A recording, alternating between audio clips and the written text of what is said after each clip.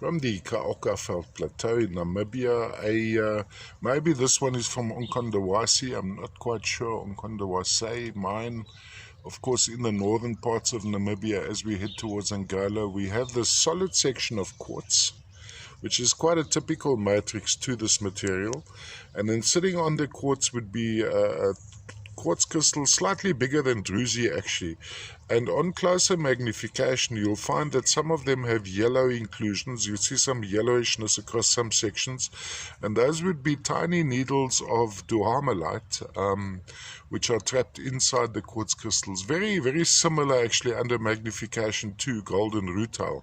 Bright yellow little sprays of needles. And then of course we have the chatoukat, very, very mild undertone of chatoukat, a very, very subtle blue tinge in these guys.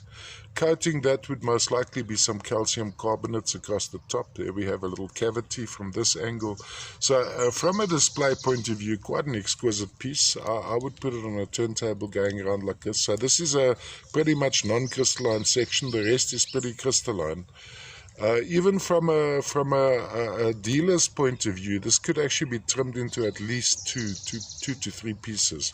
You could take this section off, which is quite easy, and then you'd have this section here as one specimen. I actually decided to keep it as a whole because it's really quite a lovely piece as is. So from a display point of view, have it going on. Let's just get it back in focus. Too much to look at for this camera. Let's go across like this. Across like that. Very, very interesting. Of course, under magnification, yeah, well, it's one of those where you really see